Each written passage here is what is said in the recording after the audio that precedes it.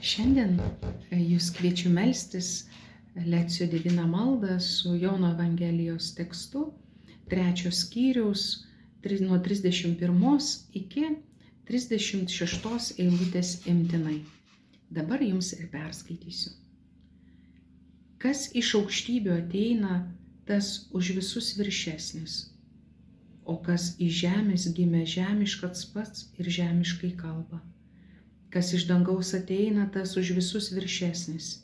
Jis liudija, ką yra girdėjęs ir matęs, tik niekas jo liudijimo neklauso. O kas jo liudijimą priima, tas pripažįsta, jog Dievas tiesa kalbis, nes ką yra Dievas atsiuntęs, tas kalba Dievo žodžius. Dievas teikia jam dvasią be saiko.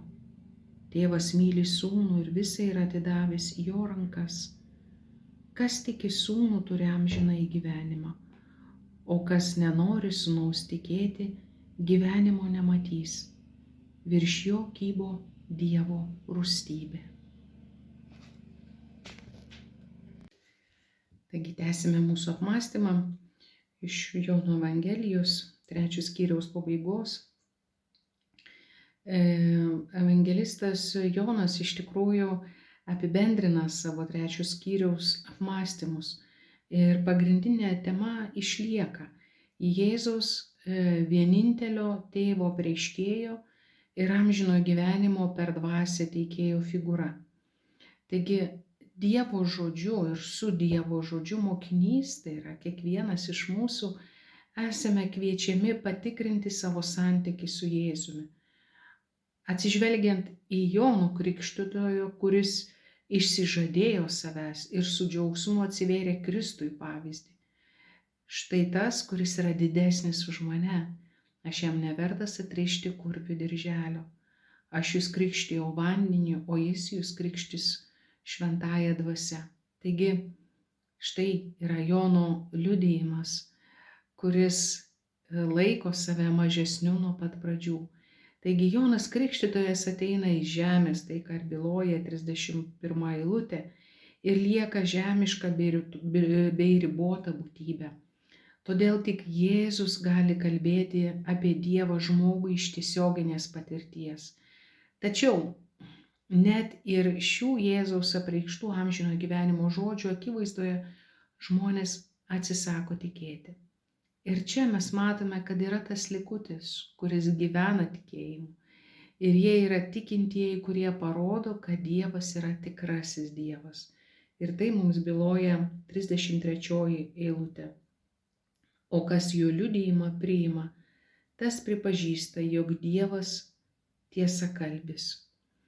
Taigi, ši gili Jėzaus būties tikrovė reiškia, kad jis yra ne tik tas, kuris viską gauna iš tėvo, bet ir tas, kuris savo ruožtu perduoda tai, ką turi. Jis yra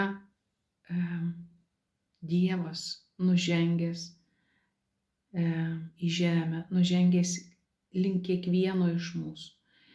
Ir per jo malonę, jei tik mes atsiveriame, jis gali prasiskverbti į mūsų vidų ir suteikti savo dvasią su kaupu.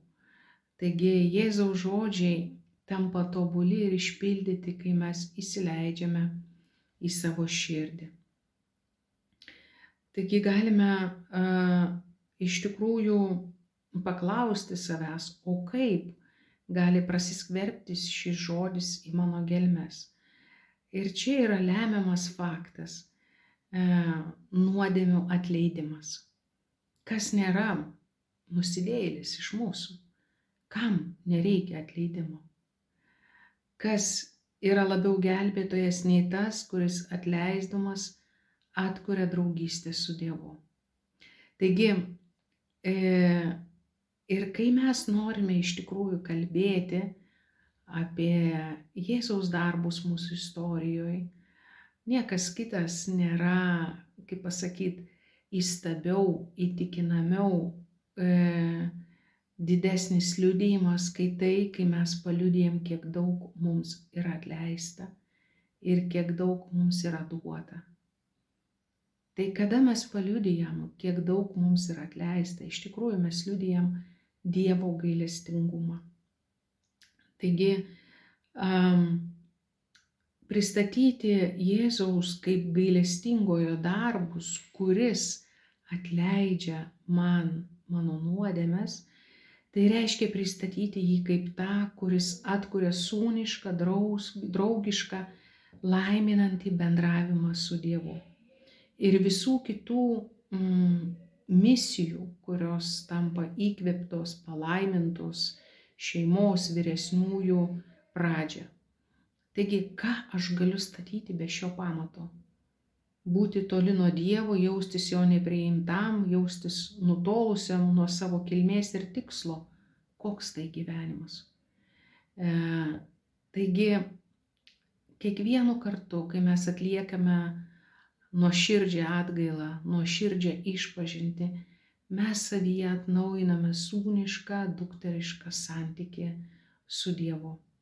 Ir mes iš tikrųjų vis labiau leidžiamės, kad mumise skleistusi Dievo paveikslas ir panašumas. Ir tokiu būdu mes vis labiau išgyvename savo egzistencinės šaknis, savo vietą šioje žemėje ir šiame pasaulyje, savo šeimoje ir savo bendruomenėje. Galime dėkoti Viešpačiui šiandien, kad mes susidūrėm su jo žodžiu, kad turim malonę skirti laiko Dievo žodžiui, kuris primena mums apie nuodėmių atleidimą. Taigi, prašykim Viešpaties atleidimo, kad per greitai mes pamirštam, jog jis yra pasirengęs mums atleisti. Ir iš tikrųjų, kokį džiaugsmą mes išgyvenam, kai mums atleidžiame ir kai mes susitaikome su Dievu, su savim, su aplinka, su artimais žmonėmis. Taigi, ir pats popiežius Pranciškus pastaruoju metu labai dažnai kartoja, Dievas nepavargsta atleisti. Dievas niekuomet nepavargsta atleisti. Tik mes pavargstame prašyti jo atleidimo. Taigi, atsivertimo jėga yra meilės ugnis, kurią į mūsų širdį įsilieja šventosios dvasios apsilankymas per nuodėmių atleidimą. Taigi, galima melstis psalmės žodžiais: palaimintas žmogus, kuris ieško prieglobsčio Viešpatyje. Ieškokime šio prieglobsčio Viešpatyje, palaiminto buvimo su Dievo žodžiu ir einant nuoširdžios atgailos, nuoširdžios išpažinties ir įpuolant į Dievo atleidžiantį gailestingumo glėbį. Būkite palaiminti.